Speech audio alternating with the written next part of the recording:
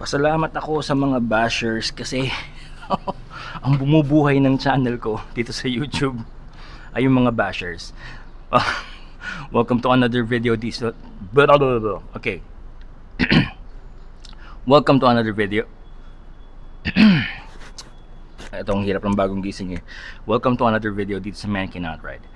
Okay, so merong nagbigay sa atin ng feedback regarding lane splitting, and allow me to share something about lane splitting. Okay, and then yung sabi ko nga kanina, this is coming from a basher. At ang channel namin ni Octavia ay nabuhay na sa pangbabash. Kokonti na nga ang nanonood, kokonti na nga ang subscribers, pero yung mga videos na maraming views dahil sa maraming bashers. Okay, and sa tingin ko yung pangbabash ng ilan ay dahil sa hindi lang nila lubusang naiintindihan pa yung mga ideas na sineshare natin dito sa Man Cannot Ride. And let's talk about lane splitting. Okay, sabi nung nag-feedback is, sabi niya, hayop ka, ang garapal mong mag-lane split. What a fucking word. Okay, ang bilis ko daw mag-lane split, nakikita daw niya yung mga videos ko, so thank you so much for the views. Pinanood daw niya, so thank you so much for watching. Talagang mula daw sa umpisa ng biyahe ko hanggang sa dulo ng SLEX, lane split daw ko ng lane split, which is ay pinanood niya yung buong video. So again, thank you so much for staying dahil nakadagdag ka sa click-through rate tsaka yung average watch time. But anyway, so let's get down to the topic, lane splitting. Now, una muna, yung absolute is that dito sa Pilipinas talagang ipinagbabawal ang lane splitting. Okay, meron daw reference yan sa batas. I don't have the time to research anymore kasi may biyahe papunta pa akong Tacloban tsaka Cebu, but absolute by the law talagang bawal mag lane split kahit saan. Okay, kahit saan. But if you look around you, kapag nasa karsada ka, pangasdaan ka, lahat talagang singit ng singit. Hindi lang mga big bikes, but mas madalas pa nga mga small motorcycles, scooters, and underbones. Now, but let's focus on big bikes and let's focus on highway riding. Okay. Now, first of all, may dalawang klase ng pagsingit. Okay, it's lane splitting and lane filtering. Napakadali lang tandaan yan. Pag sinabi mong filtering, ikaw ay sumisingit sa gitna ng dalawang pila ng sasakyan na nakatigil. Vehicles are stopped. Okay, yun ang filtering. Ngayon, kapag yung mga sasakyan na yun ay moving, tapos sumisingit ka sa gitna nila, that is now splitting. Okay, so ganun lang ka simple ang definitions ng filtering and splitting. Now, let's focus on splitting. Kasi yung splitting, there's a proper way to do it. Regardless kung nasa batas yan or what. Kasi merong mga lugar sa ibang bansa na pwede or legal ang lane splitting, and there's a proper way to do it. Okay, so iwan muna natin yung batas sa Pilipinas na butas-butas. Tingnan muna natin yung benefits and safety aspect ng splitting, and that is by doing it properly. Now, ano yung proper way of lane splitting? Unang-una, yung pila ng sasakyan umaandar, hindi dapat sila lalampas sa 40 kilometers per hour. So kung yung mga sasakyan, yung dalawang pila ng sasakyan ay umaandar sila ng less than 40 kilometers per hour, that is now safe for the motorcycle to get in the middle of the two lines of vehicles, and they can now go faster dun sa gitna. Tutuhugin nila yung gitna. And yung motorcycle na nagle-lane split should not go over more than 20 over.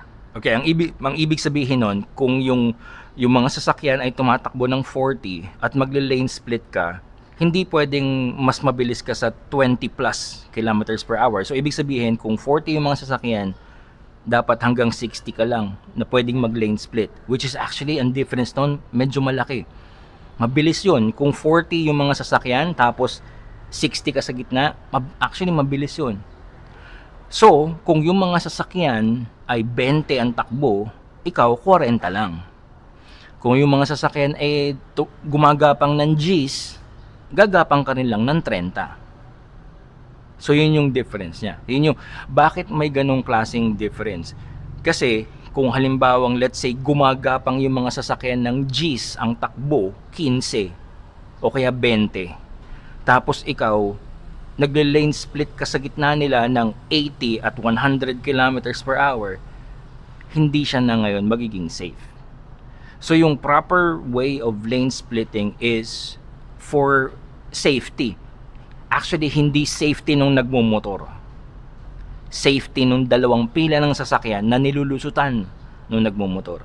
Kasi yung nagmumotor, kapag nag-decide ka na mag-lane split, you are now taking the risk for yourself.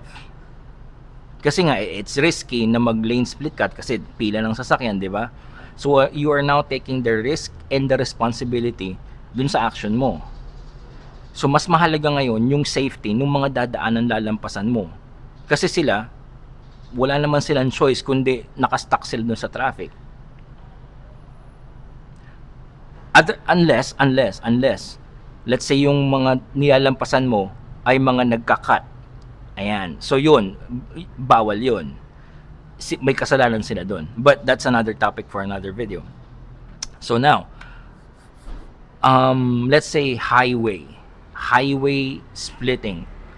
Tumatakbo ang mga sasakyan sa SLEX, kalimitan dyan 70, 80. And then if I'm going, let's say 60, I'm going 70. 80, I'm going 90. Yun yung mga napansin nung nag-feedback na ang hayop mo mag-lane split, ang bilis. Well, yun yung borderline ng safe pa ba yun? Kasi kung tutuusin natin, yung tumatakbo sila ng 80, tapos ako, gumigit na ako sa kanila ng 90, I'm just 10 kilometers per hour over them, then halos, para lang kaming parehong namamasyal. Ang problema sa safety nun is because of high speed, di ba? One mistake nung sasakyan o one mistake ko can lead to na yung mas malaking perwisyo compared to let's say gumagapang yung sasakyan ng Gs, nagle-lane split ako ng 15, kung magkasabitan man kami, minimal scratches or minimal damage. Pero kung kung yung sasakyan nasa SLEX tumatakbo ng 80, nililane split ko siya ng 90, pag nagkamali kami at nagtama kami nun, malaki yung magiging damage, yung momentum namin maraming pwedeng madamay or maraming pwedeng mangyari. So if you look at the riding behavior natin dito sa Pilipinas, talagang maraming sumisingit.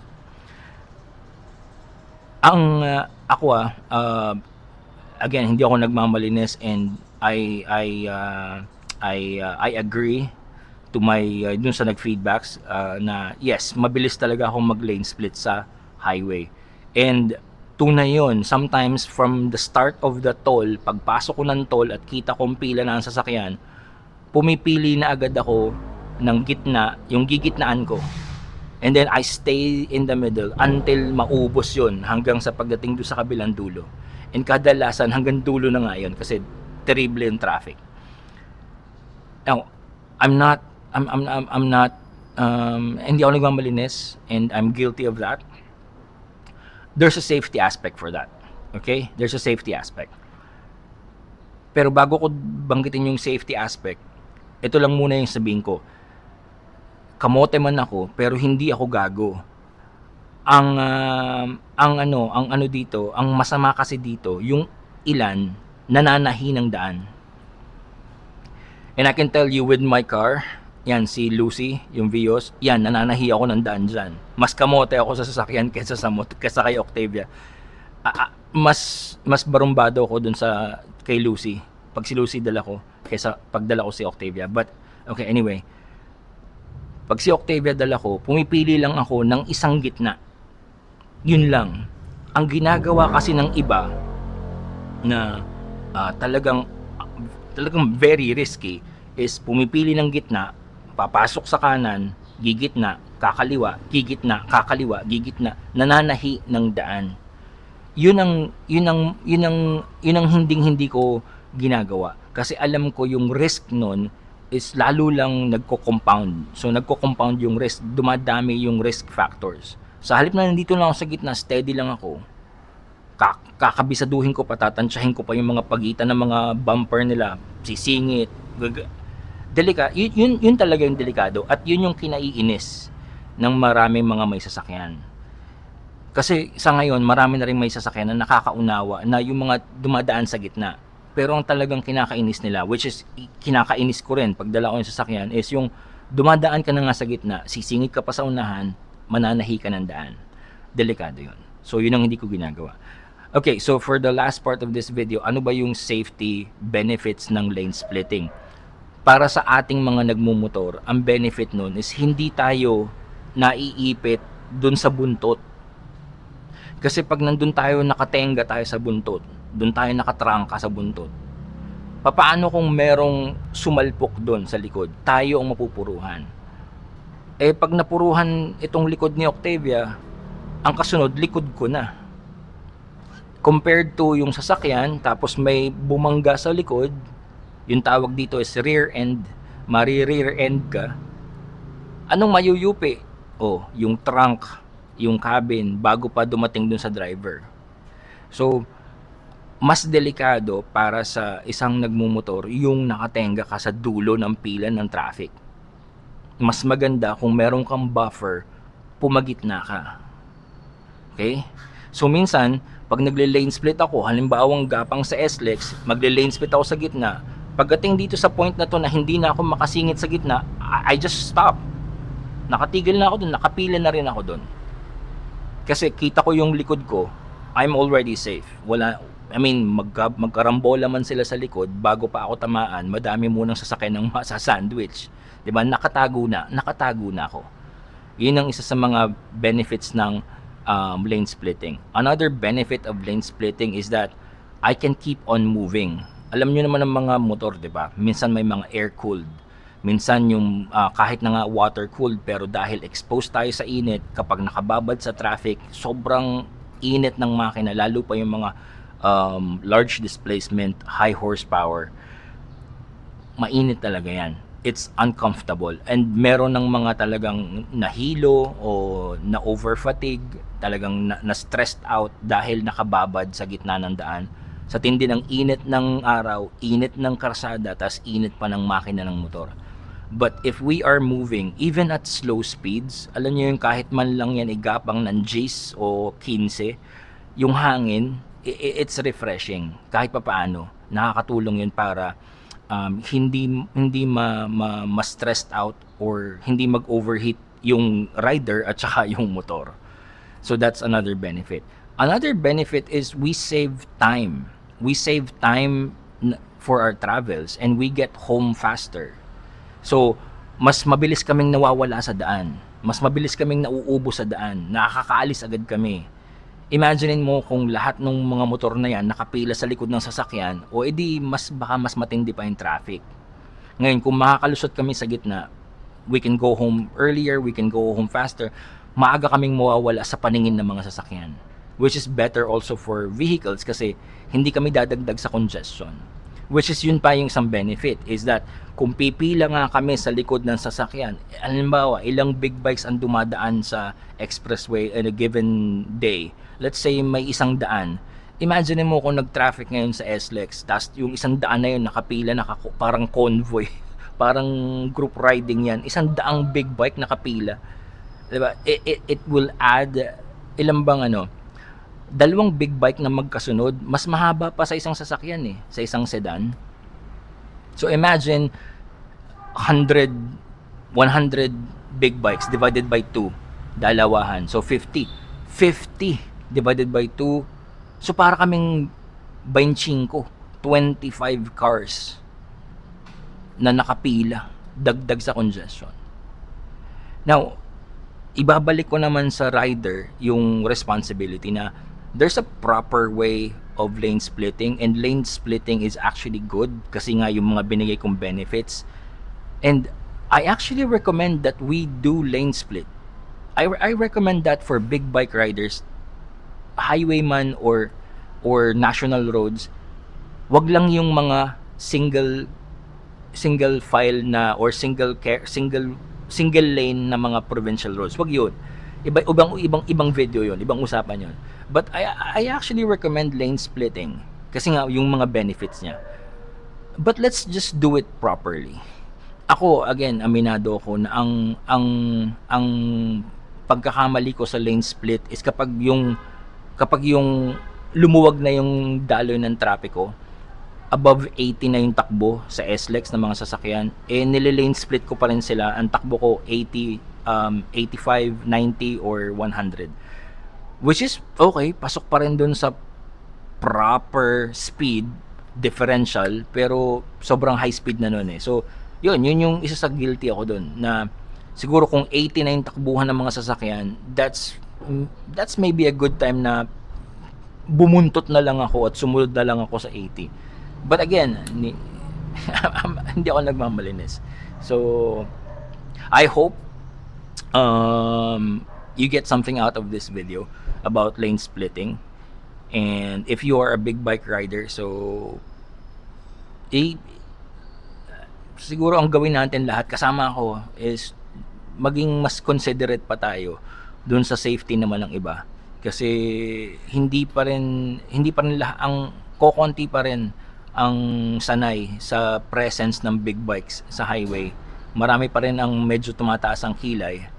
So wag natin silang bigyan ng dahilan para i-condemn tayo dahil we're doing bad things on the road. So let's give them the benefit of the doubt na we are better, safer riders. All right, so thank you so much for watching. Dun sa nag-feedback, thank you so much for your feedback. Again, yan yung bumubuhay sa channel na to.